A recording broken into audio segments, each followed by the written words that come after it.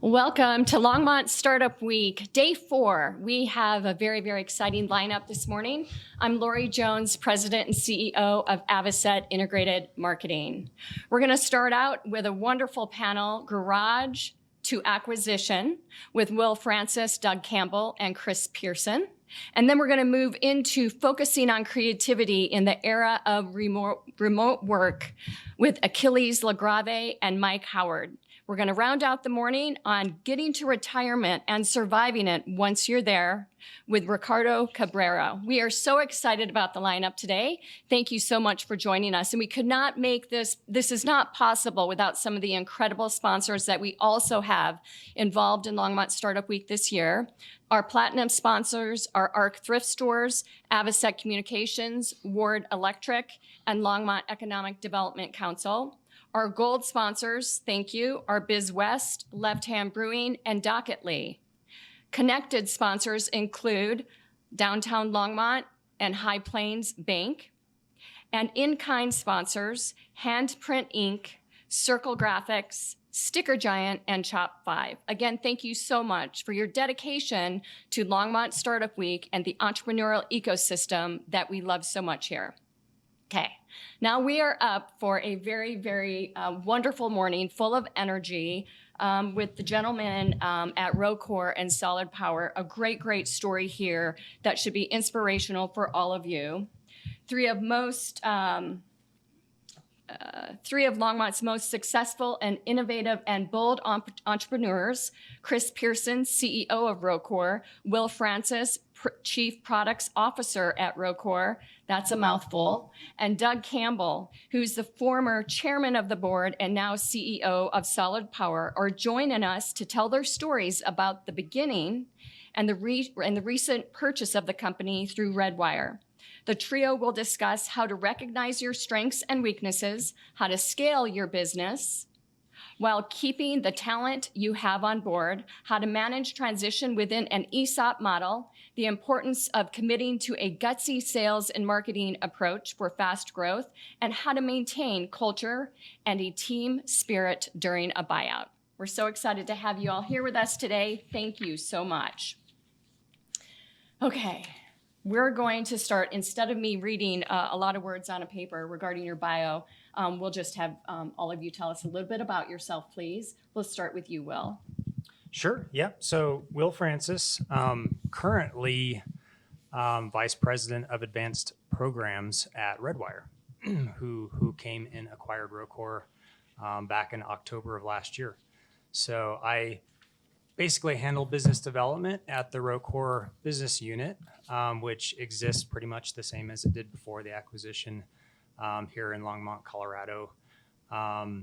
And my background is really on the technical side. So I was a founder of Roccor, one of the co-founders back in 2011, and mostly had a technical role in starting the company, handled kind of the product development side and our offering to the customer and how we could solve their problems and add value and develop products for satellites. Prior to that, my background was in consulting and really structural analysis, structural architecture of satellites. So I'm about 20 years into the industry right now, and the first 10 was technical. Last 10 has been mostly business development. That's great. Thank you. Doug? Is that it, Will? He's got the humor for us today. You guys need to tune into this. So I'm Doug Campbell. I was previously co-founder, CEO, and board chairman of Roccor. Today, I am the CEO of Solid Power. We're based in Louisville, Colorado. It's a company I co-founded with a couple of professors out of the University of Colorado Boulder. And we're working on next generation batteries for electric vehicles. Last but not least. So the long one and the short one, I'll be somewhere in the middle. Chris Pearson, I'm now president of Roccor. So I was CEO prior to acquisition by Redwire. My background, I'm about 25 years pure space industry nerd. So I started off in the UK doing a lot of engineering. That was a long time ago. I was lucky enough to move over here in 2004 and set up another startup, which became ABSL here in town, ABSL Space Products, now Enesys. I was lucky enough to be involved with that from the start. It was a lot of fun. Got involved with Roccor through Doug. I was employee number 12. We're now over 100, and we're just keeping on going. It's been a lot of fun. Yeah, it sure is. And there's so much inspiration behind the story. And so many of our viewers today are just wanting to, achieve that same, greatness, quite frankly. You guys have been through it all. You started the business in your garage. We're going to get into that in just a minute. You surrounded yourself with the right people to excel growth, and you sold the business. And that is the true entrepreneurial spirit that really everyone tuning in today wants to be able to be energized by and experience. Will, tell us about the early days. Sure. Yeah. The early days, we were basically a bunch of consultants. We saw changes coming in the space industry. And there's kind of a common theme with a bunch of the folks that were involved in the early days of Roccor, which was we saw a need for change in the industry and how the space industry worked. And it was a bit of a tumultuous time. You could say that's probably overdoing it a bit. But, there was the economic crash of 2008, 2009, where the industry wasn't doing all that hot. So there were a lot of people that were a bit restless, and we saw the opportunity for change in the industry, which allows new things, allows new companies, and we saw the opportunity to build a team. And that's basically what allowed us to get started, was a bunch of smart folks in the Longmont area, Longmont Boulder area here, that were consulting, had a lot of connections, and decided, hey, there's an opportunity here to start a company, and we've got the great start to a team. So as opposed to a lot of startup companies, I guess the vision was not based on a particular product or widget or a particular customer even. It was based on, wow, we can put this fantastic team together, and if we can do that, awesome things are going to happen. And find something to do. Yeah, absolutely. Yeah, So that's great. I'll say really we transitioned from consulting into going after government R&D. And really these government R&D opportunities like SBIRs were what allowed us to make that first step and really become a company that could pay salaries and things like that. Those early contracts were mostly those government R&D contracts. So that's kind of what got us started. And I think recognizing where even some of the holes were and how you could round that out became very, very important. And Doug, your expertise and your ability to see a vision and really catapult it out to the marketplace, enter stage right was a critical move in really growing the business and getting it to the point that you were hiring. Can you comment on that? Would you like me to comment on that? Sure. Thank you.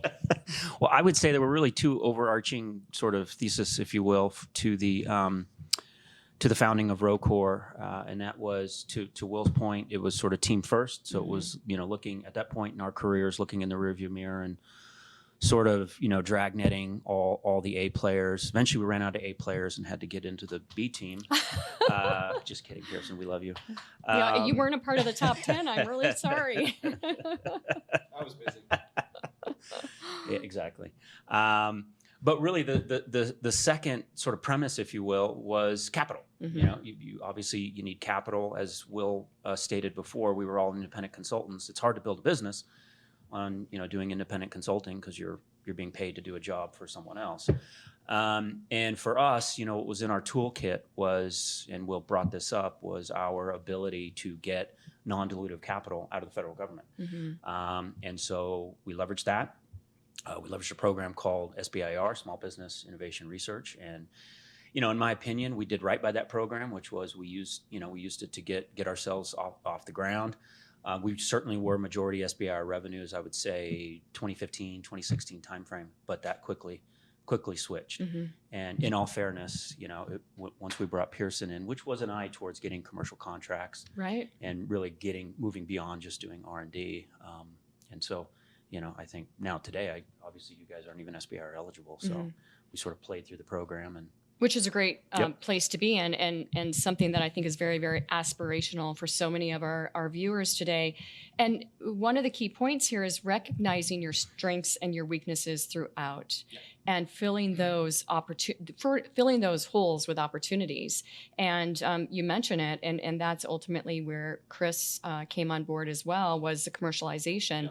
What advice do you have regarding recognizing those strengths and weaknesses? I mean, when we engaged Pearson, so I knew Chris Pearson from his days at ABSL, because again, you know, we both knew a few things about batteries. But honestly, he didn't know anything about SBIR. He didn't, you know, he was just a commercial aerospace guy. And Will and I, you know, we had dabbled in the space. We'd gotten some contracts, but we were more on the developmental side, and being a product first business, which was absolutely our philosophy. It was bringing in Chris, and it wasn't because we needed help getting government contracts. We could do that in our sleep, but it was going out and getting in, you know, with the defense prime contractors of the world, because that's ultimately how we succeeded as a business. Right. And Chris, scaling the operations at that stage became something that was paramount. You know, you just don't say we're going to go do this. You have to develop the strategy, the team, the operational excellence, you know, to ultimately get there. Talk us through, I mean, you're building infrastructure at the same time. Talk us through some of the scaling of the operations from true R&D to a product delivery. Yeah, I'm going to just take it back a minute, actually. I think there's something no one overlook. Yeah, we'll talk a little bit about 2008, and it took a while for it to kind of shake through into the space industry, but there was a big push round about probably 2013, 2014, for people to do something different in space. And the government lagged behind a little bit. They were waiting to see what the kind of commercial side of space was going to do. But there was some pretty ambitious business plans that came out to people that really were up for taking a bit more risk. So we talked about Elon Musk. He's doing some crazy stuff now with Starlink, internet in the sky. But we basically had an anchor contract, and the timing was just perfect. They needed to do something different to make their business model work. They were prepared to take more risk. And these guys had courted that customer for a while before I came along. We were lucky enough to get selected by them. This was probably about, I don't know, it's only about 3 months after I joined. So you talk about kind of strategy for growth and stuff. It doesn't mean anything unless you can actually grow and you've got some money coming in the business. And we just lucked out. It was a tumultuous time for the business. It was a very different customer in space that wasn't really ready to execute even at their level. So that required us to kind of learn a whole bunch of stuff. It wasn't just executing on the project. It was protecting yourself kind of commercially as well, was like really key. But I bring that up because the SBIR stuff was great, and it still is great for us, but it's slow. It's very difficult to kind of scale a business with that. With this program, we managed to get a pretty big influx of cash that basically we were brave enough to just pour back into the business and then start to scale. So without money, your plans mean nothing, right? You know, and we didn't have great access to capital. So I don't want to name who that customer was, but you know, if there's anyone out there, thank you, because we wouldn't be here without you. Yeah. But yeah, once that got through, I'd say number 1, 2, and 3 in the early days was just talent. You know, we went from, I don't know, probably 2 of us, maybe 3 or 4 of us that had some experience with spaceflight programs to needing about 2 dozen. Yeah. And we had to persuade these folks that Roccor was actually going to be somewhere stable and was still going to be around in like a few months. So it was all about talent. And then with talent, you could then start around that program, which was a big production effort. We could then start to forge your sort of strategy for growth, operations, infrastructure, all that good stuff that really we could then branch out for all the other customers that came. But that first program, it brought so much, and a lot of it was just brand credibility. To be on that bandwagon at the time, everyone assumed you were smart and not just lucky. Well, it definitely benefited all of you in a very deep way. And so you now have this big contract, and you now need to be able to fulfill it, and which means you've got to find the talent and acquire them, but you don't have capital. You don't have a lot of money in the bank.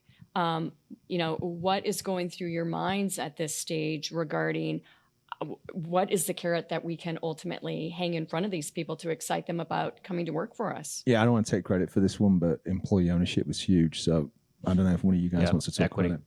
So I guess I should say that was the sort of the third leg of the stool, if you will, to the founding of Roccor, was to be a truly employee-owned business so that everyone has skin in the game. Will and I had worked, at other organizations previously where there was no employee ownership. So there was an element when, as an employee, you're sort of recognize that you're doing a lot of the heavy lifting, and you're sort of like, all I'm getting is a paycheck. Yeah. So there's a certain incentive to have skin in the game. And to your point, we didn't have a lot. It's not like we could pay in the 90th percentile for salaries and things like that. And so I'm very proud of the fact that when we exited, everyone who had been around long enough got paid. Yeah. Well, and you developing that ESOP model, you guys are incredible idea people, but you also know when to surround yourself with the experts internally to help you achieve that goal. How did you structure the ESOP model, and who, knowing that someone needed to help you get there was a key component of seeing the success of it, Will? Yeah, I mean, initially when we were 2, 3, 4 folks, there was kind of primary ownership of the company, and we just divided it up basically in the operating agreement. But then as we started bringing more folks in, I would say, at a high level, the model was stock options for almost every employee. And the goal there was, we didn't know when some kind of value event would happen, when we'd get acquired or something else. We didn't know how much it would be for, what size we'd be at the time, but the target was that folks would basically cash out during an acquisition, or not cash out, but get rewarded as a function of an acquisition, somewhere around the same order of magnitude as their salary. So that was the hope, and that would be kind of a minimum, and it would be for every employee. Right. So that was kind of the model. But, and I think that was important, and it would have been hard to get folks, all these A players as motivated as they were without that, frankly. But there is another element of it there as well, which is just, we can't say enough about the culture of the company, I would say. And just, it is a transparent place, and it was when Doug was there just as much as it is now, where any employee of the company can come talk to any of the executive team, and we'll listen, and we make changes relatively quickly. We respect our folks. So there's this kind of culture where anyone in the team can make a difference in the company, and they see that, they believe that they can make a difference, and they know they can make a difference. So aside from the ownership, just that transparency and access, makes folks know that they're part of the team. And in the startup days, there's no way to get through it other than, sometimes you have to work long nights and weekends. And that kind of gave the folks the desire to work through those long nights and weekends when it was needed, was not only the ownership, but also the culture side as well. Just being part of a fun, awesome team. Yeah. It's interesting. Culture is so key right now, and it always has been. But I think business today is truly redefining culture and what it means. And it's not about having the pool table or the ping pong table or the bar that's shaped like a rocket or the coffee machine. Yeah, it does benefit, but it's really walking the walk and talking the talk with upper management so that the team members can really live and breathe the culture that becomes very, very important. How did you systematically although that's probably a strong word for this topic. But how did you know, Doug, I'm going to let you take this because this was, you know, we talked for the first time about 7 years ago, and this was something very, very important to you at the time. You know, you walk the walk and talk the talk. There's no doubt about it when it comes to these sort of things. How did you motivate everyone to feel as though they could come to you and always have that open door policy? Sure. I mean, that's a great question. I mean, I guess first and foremost, we, myself and Will, had the benefit of seeing how not to do things. So that was helpful. I mean, honestly, it's a recognition that in this business, I mean, you've got highly educated, highly intelligent people. I mean, you know, masters, PhDs. I mean, these are extremely well-educated folks. They're smart. They're not idiots, right? So lack of transparency is not going to do well in that kind of environment because these guys, you know, they figure it out. They figure out what's going on behind the curtain. So you have to, you know, you have to be transparent. You have to demonstrate a degree of humility because, you know, no single person can do it all. And you have to, you know, show folks why they're such a valuable part of the team because they bring a certain unique skill set. And, you know, just a recognition that the management team does the best that it can, but it's not perfect. Right. And being relatively open. I mean, we had some challenging times, and we were very, very open with the staff. You know, going through some really lean times financially. Chris brought it up before, but you know, with this one customer, we were quite profitable. But then in the back end of that, you know, business really went down in a big way. We could have laid off half the staff, or we could have just reinvested those profits. Right. And frankly speaking, I think we made the right decision. Because, You sure did. You know, a couple of years later, you know, Redwire came knocking, and they wouldn't have come knocking if we hadn't, you know, preserved the team. And we just sort of, you know, the staff was very, very aware of what was going on through that entire process. When you see the right staff, recruiting is on the minds of everyone right now. It is not easy to, number one, find people to actually get a job done. But number two, finding the right people to get the job done is something that was essential to being able to sell an ESOP model.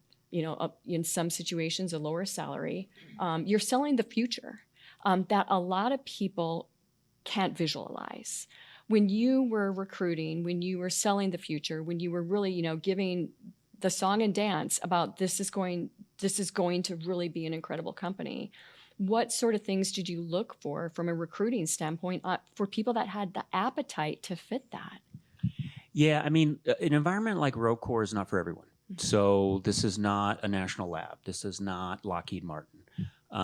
And so recruiting is essential because you want to filter those folks out. And again, I'm not disparaging national labs or Lockheed Martin or Boeing or anything of that nature. It's a more nimble, exactly. different culture. There's a good fit for everyone. Yeah. But you know, in the recruiting process, obviously we did the best we could. We had a few strikeouts. You're always going to have that. But you know, what you're looking for is a person that is comfortable with gray space, is okay with an ambiguous kind of situation, because in a rapidly growing small business like that, you've got to wear multiple hats. You know, as I jokingly used to say, I was the chief executive officer and the chief toilet scrubber, because it's just kind of the nature of the game. Yeah. And so we would do our best to look at folks that seem to have that kind of entrepreneurial spirit, were comfortable. But again, I'm not going to lie, there were some folks that just were not comfortable in that kind of, ambiguous environment. And I think something that, knowing the company as well as I do, that's very special about that is it wasn't entrepreneurialism from the top down, it was entrepreneurialism from the bottom up as well. And that is a real gift to people, and to be able to have that free spirit in the culture that you built is something very, very important. Branding became, Chris, something incredibly important as well. And certainly we were a part of that with you. And one thing that is very, very important, and I spoke about this on Monday to a bunch of folks, is really the bold approaches that you knew you needed to take with marketing, but the fine line between not alienating or insulting someone's intelligence and motivating an audience at the same time. and you were heavily involved in sales and marketing with the company for quite a while. Talk to us about that innate ability to recognize that you've got to be gutsy in this situation, and the same old thing just isn't going to set you apart when all things are considered at the table. So there should be a fourth person here, Mark Lake, and he did say he wasn't in, and I saw him in the office this morning, so I don't quite understand why he's not here. He is in so much trouble. Yeah, I'm glad I dropped that. In fact, he's probably watching. But yeah, so I think you get a pretty different answer from Mark, but I'll give you my view on it.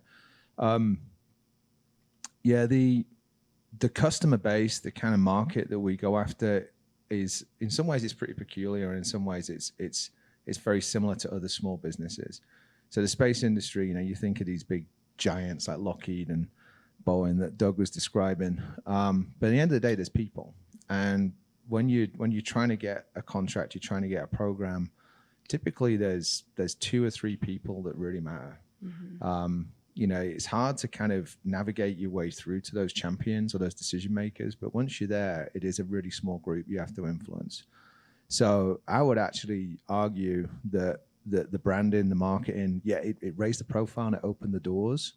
But in terms of this sort of gutsy market and sales and stuff, I actually think it was a lot of the people at Roccor that kind of put their personal relationships, it wasn't about them anymore. It's about the company. Yeah. And you have folks that people knew for a couple of decades that were staking their reputation and their success on the relationships they had with some of our employees. So that kind of network, I think Will mentioned at the start, that kind of network was actually probably our secret weapon. But where the branding, I think, had most effect for me was on the talent. Mm-hmm. The amount of times that people would come and approach us because of the cool website, the cool press release, T-shirt cannons at Small Sat conference, right? Whatever it was, these things that no one else was doing. It raised that brand awareness. I don't believe that led to sales, but it did wake up some people who were bored, who were in safe jobs in some of these other aerospace businesses. And they're at a point like I was in my career where I was ready for something different, wanting to try something, be part of something growing, and it was special. So I think that was where it really mattered to me. I think we would not have been able to scale up in the way we've done. I mean, Doug said we had some strikeouts, but it was 12 when I joined. It's now over 100, like I say, so that's 90. And I can honestly say, I bet we've lost half a dozen people that were bad hires. Right. The rest of them, it was the right time for them. They had another opportunity that was kind of coming, and good luck to them. And they made sure that things were in a good state when they left. But I mean, that's a pretty high success rate. It's massive. And it's because a lot of that initial filtering had been done before it got to us. The right people who would be a fit for our culture were applying. So, yeah. Well, you bring up an excellent point, because I think all too often people look at marketing as, external only, and the ability for it to build a strong internal audience and become a competitive recruiting tool and differentiate you for something that is really, really exciting. I mean, you guys wanted to be very different in the aerospace community. You set out to do that, and you absolutely delivered it, from the ESOP model to the product that you deliver, to the innovation, the new science, quite frankly, that you're bringing to the table, and finding the right team to make that happen was essential. Yeah, I was on about the attraction of the talent, but you're right. It actually helped to kind of reinforce that culture, mm-hmm. and people were really proud of it. I mean, the Redwire folks weren't like this, but we've been acquired now well over 7 or 8 months, and you maybe see 2 or 3 Redwire T-shirts in the building. I see 25, 30 Roccor ones. It's like the antique classics that everyone wants to wear. It's got a real good feel about it. People were proud to show the press releases that kind of went out. This campaign was, I think that was on my cap here, was about 2 or 3 years ago at a big conference called Small Sat. I think we took half the company to that conference. We hired out a VRBO there. Everyone was involved, and the 20 people that were at that conference were so pleased to be there. there was an effervescence that kind of spread around about what Roccor was about. So yeah, we definitely punched above our weight with the marketing side, and I think for me it was the culture. It really reinforced it. I'd like to add, I distinctly remember one morning at that small sat conference, early morning, being by myself at the booth because everyone was MIA because it was quite the party the night before. Hey, we'd been working overtime. Well, ultimately, it paid great dividends. And we touched about this a second ago, Doug, but I want to go back to it for a second because you've got it nailed. You're building the culture. You've got the great team. You're bringing in the contracts, and the awareness is high. And you need to be able to sustain that. You guys, you've got that entrepreneurial spirit. You want to grow. And all of a sudden, making ends meet is a very, very difficult thing to do. There are personal investments that you've got on the table, and the salaries now outweigh the ability to invest more. Talk us through that time period. Yeah, that was tough. I mean, this was probably going back year and a half, 2 years ago. I think at that point we were, 40, 50 people. Access to capital is tough. As I jokingly used to say, our company's line of credit was backed by the collateral of my house and Will Francis's house, and that doesn't scale well. That worked just fine when we were 15 people. But once your payroll starts to exceed, the value of your home on a monthly basis, it's tough. So we had to do a lot of tricky things. And honestly, this is where, Chris got involved a lot because we had to do some really creative things in terms of how we negotiated our contracts, appeal to some of our customers. Hey, we're a small business. So doing things like, upfront payments and stuff like that. But yeah, it got tough. And it was just, we were a victim of our success. We had gotten so large. We were bringing in very large contracts. And typically these kind of contracts are you perform the work and then you get paid. Maybe there's a period of time, but you're sort of at risk sometimes up to 1 to 2 months. And again, when you're a 40 to 50 person company, that can be a lot of capital. So there certainly was a time where we were tapping out our line of credit. We were all writing checks. And I think it was at that point there was sort of a recognition where I'm not sure if we can sustain this kind of growth with the current access to capital, and that's sort of when the acquisition thing started to come on the radar. Sure. Yeah, just going back, I just want to underline one part of that. Actually, I'd never connected these dots before, but that period of time, and it was pretty stressful for everybody involved about 2.5 years ago. And we were living hand to mouth, week by week. It was week by week. It wasn't just payroll to pay payroll. It was week by week. A lot of our customers helped, but what saved it basically bridged us to some contracts that we knew were going to deliver some upfront cash. Was actually, I won't give the exact proportion, but probably about 20% of the staff literally put their hand in their pockets. Really? And it was a mixture of loans. Some people exercised on their options, but I'd never really connected these dots, but that never would have happened without the culture piece. Absolutely. That never would have happened without the transparency and the trust. When we went and talked to these folks, not everybody was in a situation where they could help, but everyone who could did. Yeah. And that's what got us through. And, that loyalty is unbelievable. Yeah, and it's probably also worth saying there was that tough period where folks were putting their hands in their pockets to keep the company going and avoid layoffs and things like that, which was pretty phenomenal. But interestingly, by the time we actually were acquired, the company was extremely healthy, in a very good cash position. Didn't need to be acquired for any reason. But going through those tough periods just put in our minds this conservatism where we weren't going to grow, extremely fast. We weren't going to risk our cash position because we knew hard times were coming. But that was kind of a common theme throughout the history of the company, I think, is we saw an acquisition as inevitable at some point. But we weren't necessarily trying to build the company up for an acquisition at a certain period of time. Our philosophy was always, if you build a high growth, sustainable company, you're bound to get acquired at some point. I think a lot of folks will say, hey, I want to get acquired in 10 years, and they'll try to line everything up towards an acquisition. But I think a better way to frame your mind is just create a sustainable, high growth company. And whether you get acquired or not, you'll be successful. And that was kind of always our model.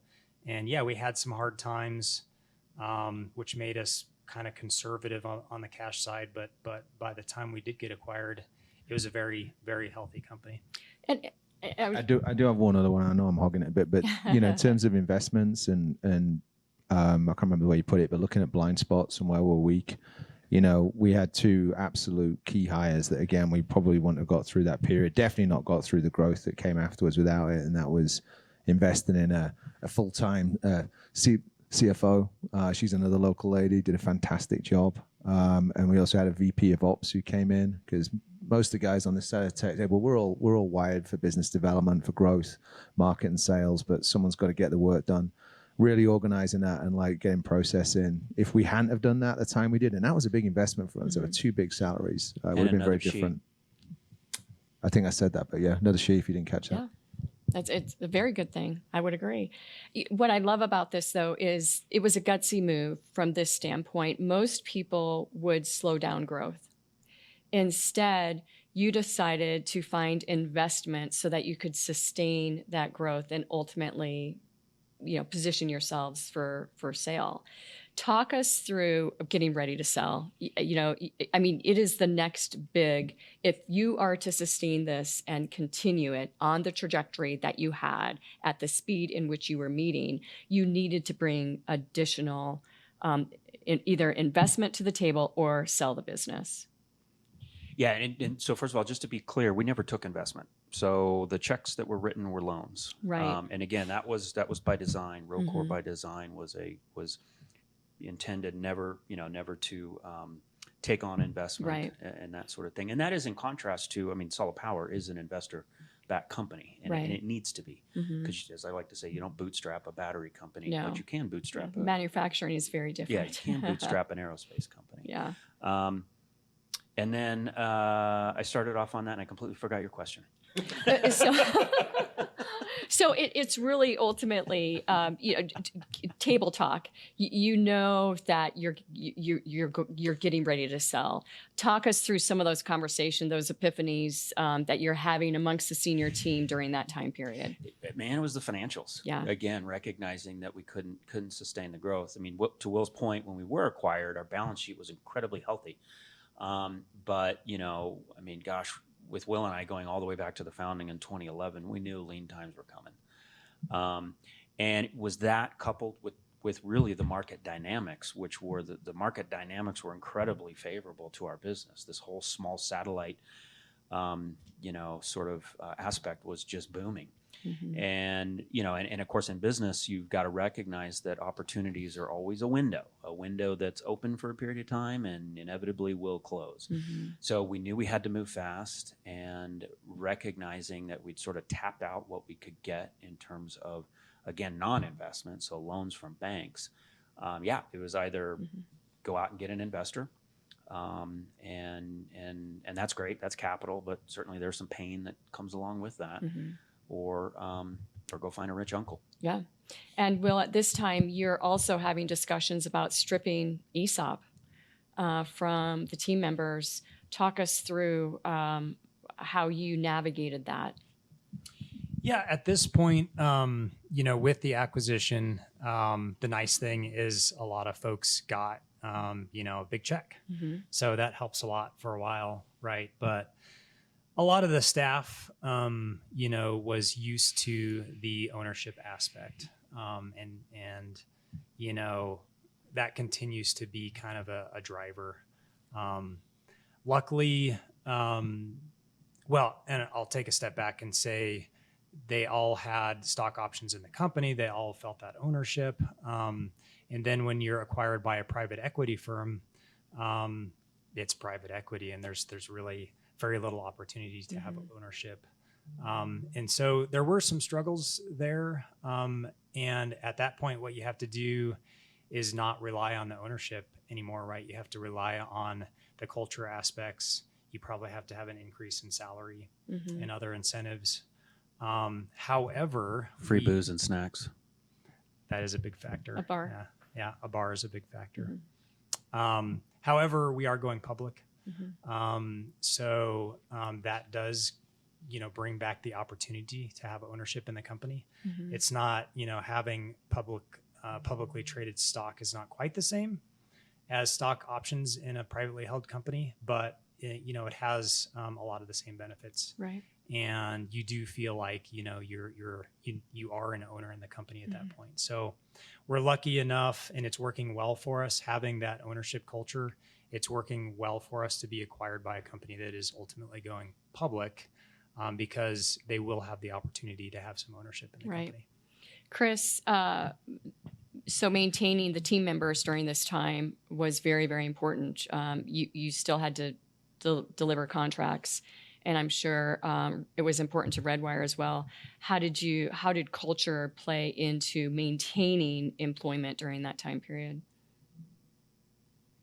I know we're running over, so We've got 9 more minutes and okay. some questions. I thought there was some so Q we're and A. good. So, all right, I might ramble a But bit you here. don't have 5 minutes to answer the question. All right, I'll take 9. Okay. No, I'll be cool. So, yeah, you got to remember, like, when that all happened, 2020 it's probably the weirdest year that I'll ever have in my career. There was all sorts of stuff was going on. So we literally came out of this cash crunch at the back end of 2019. As Will was saying, we started to build up a cash reserve. I remember one lunchtime going to the gym. It was like a quiet day. And I said to Will, look, we've had a big crisis. I've got a good 18 months until the next one. And then the pandemic hit about 3 weeks afterwards. So it's probably my fault. But yeah, dealing with the pandemic was just insane. Trying to keep the business going through that was very challenging. And it was more logistical. The culture was super valuable because there was a lot of trust there. So where there wasn't clear guidance, no disrespect to anyone here locally, but the city, the county, the state, the feds, I mean, there was no clear guidance between them. I mean, everyone was doing the best they could for the first month. You had a lot of scared people. There's pictures coming out of China, like terrified a bunch of folks. But our team was just outstanding. They just pivoted to it really quickly. Yeah, there's a few other personnel issues. We had forest fires, which we all know about. So honestly, by the time we got through to that acquisition, the due diligence was fairly painful. But I go back to the hires we made. The VP of Finance especially was just an absolute force of nature. We were trying our hardest to shield the rest of the company from what was going on, all the myriad of questions that was coming down the pipe. And I'd say she fielded probably 70% of them. The stuff that came up, to our level and stuff was a lot easier. It was a lot more operational. So we managed to keep it from them. The key part for me was getting through the acquisition and people not getting disenfranchised and thinking, okay, the job's done. I'm going to move on. So that's where Redwire actually did a great job. We negotiated hard. We pushed the employee ownership was a big deal, and it was in their interest to kind of take that into account. So yeah, we did actually get retention bonuses for everybody in the business, and that was an eye opener for Redwire because they were expecting retention bonuses for maybe three or four principals to basically make another big soccer dough. But that's not the way we wanted to do it. We wanted to spread it equitably around the company. It was a mixture of a reward, but also people we wanted to invest in to kind of keep around. So yeah, it's not ownership, but that really helped the transition and kind of softened it. I guess the other one was we actually got, this is probably very unusual, we got the acquirer involved in the company even before the deal was done. So because it was the pandemic, they didn't make many site visits. But we had our regular stand-up meeting, and I actually got the CEO of Redwire to come on and make an address and talk what Redwire was about. And by the time we got to it, a lot of people were just in tune with the message, and it was like the natural thing for Roccor. If we wanted to carry on growing and go after bigger things, these were the guys to work with. So that thoughtful, slow transition, mixture of transparency, ownership, equity, or equitable kind of redistribution and stuff. We kind of kept to the spirit of that. And honestly, again, the turnover, we lost a couple of people recently, but it hasn't been anything to do with the takeover. Right. That's good. That's fantastic. We've got some questions coming in here I want to get to very quickly. And most of them tie into really the equity distribution itself. How much ownership did you decide that you wanted to distribute to employees at the early stages? Well, I don't know about the early stages, but I think right before the acquisition, non-executive folks held, I want to say close to half. So it was a chunk. It's a huge amount. Yeah. That's fantastic. What were some of the non-negotiables during the acquisition or pre-acquisition, quite frankly? I assume that you interviewed, or other companies, it was a push-pull, interview sort of approach. But what were some of the non-negotiables that you put on the table that you said, if this doesn't go this way, we're going to put this investment out? Well, I mean, essentially ensuring there was a cultural fit.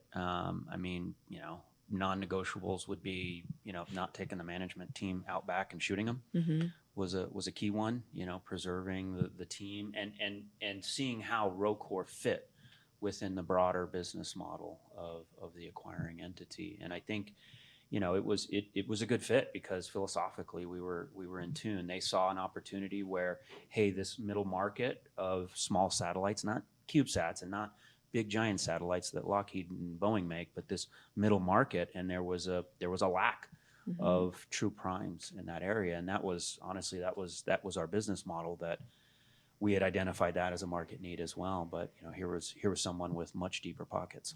We've got someone asking a question about DEI and how you've you talked about 2 great female hires at very high levels. What have you done to assure that you've got that diversity, equity, and inclusion included in the organization? Yeah, I can take that one a little bit. So again, I'm not right in the middle of this. This is more Mark Lake's world, who's AWOL today. But maybe watching. Yeah, but a lot of the kind of awareness of Roccor when we're going out, when we're trying to recruit, we try and go to some places that are non-traditional. And that's not just DEI from the point of view of gender, race, but it's also from the point of view of just industry. I mentioned what a small world it is, and there's advantages to that. You get to know the people pretty well, reasonably quickly. But on the other side, there's a little bit of groupthink in there. So bringing in people from other industries has been really good for us. Medical especially is a good one for us. Mm-hmm. And then, we track that. So that's one of our metrics. And that was even pre-Redwire, but now post-Redwire, that's something that they're tracking. And it's basically making sure that alongside the local community, when you look at the distribution, we're in track with that, and that gives us targets. Right. Yeah, to sort of add on to that, this was a topic that many years ago, Mark Lake and I, talked about. Look, Roccor, aerospace company, traditional STEM field. So mm-hmm. guess what? You go out and look for qualified candidates, and by and large, they're going to be male. Mm-hmm. And to Chris's point, you get a bunch of males in the room, and you're going to get a very specific line of thinking. Recognizing that you need some diversification. You need to bring in people that are just think differently and right. problem solve differently. And so recognizing that you do have a smaller population of qualified folks, you've got to be very targeted. Yeah, you do. And with that, you guys, thank you so much for appearing today. For some of you, it's been a few years that you keep on coming back, and we hope that you will next year too, because really what you have to talk about is so inspirational. And up next, we have got a panel focusing on creativity in the era of remote work. Achilles Lagave and Mike Howard are joining us. Thank you very much.